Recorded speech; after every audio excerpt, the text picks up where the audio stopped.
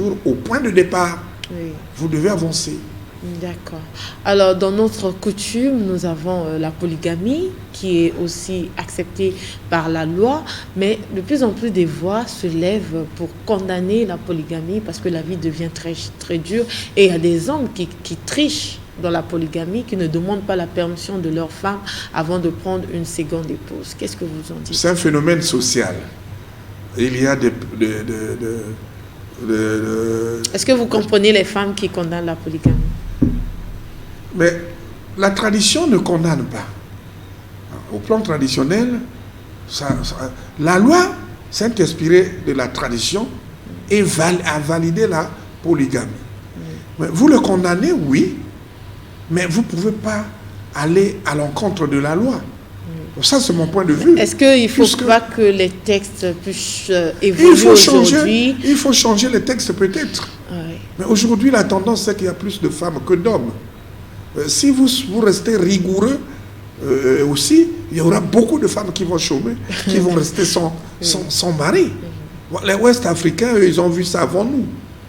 Ils ont 3, 4 et autres. Mais les Chinois aussi, ils avaient la polygamie, mais après, ils ont compris que... Et par rapport à l'évolution de leur culture, ils ont opté pour la monogamie. Oui, mais il faut que cela arrive peut-être un jour chez nous, pour que, depuis la loi, abroge, parce qu'une loi ne peut être abrogée que par une autre loi. Oui.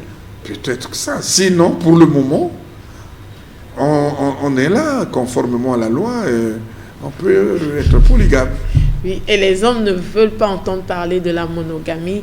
Est-ce que vous comprenez cela aussi? Bon, on comprend, mais vous êtes une force, les femmes. Parce qu'aujourd'hui, si l'on va au référendum, mais les femmes sont plus nombreuses, non? Donc, vous pouvez battre les hommes, parce que vous êtes nombreuses et vous allez voter contre. Et puis, ça passe. D'accord. Alors, nous sommes à la fin de cette émission. Je ne sais pas si vous avez un mot particulier à l'endroit de nos téléspectateurs.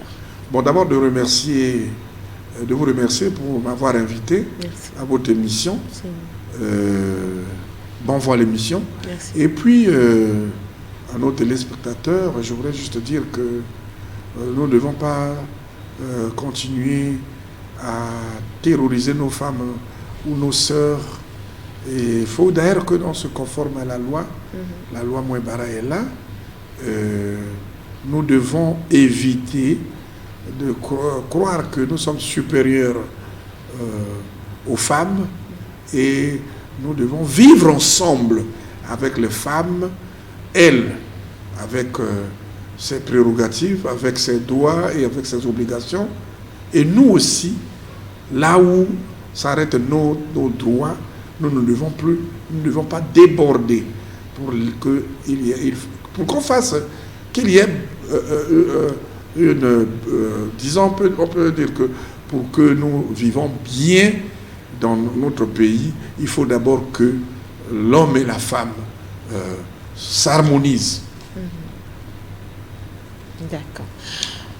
Monsieur Abraham Ibela Ndunga-Senge, écrivain, chercheur, poète également, merci d'avoir répondu à notre invitation. Mesdames et messieurs, nous sommes à la fin de cette émission. Merci de nous avoir suivis. Au revoir.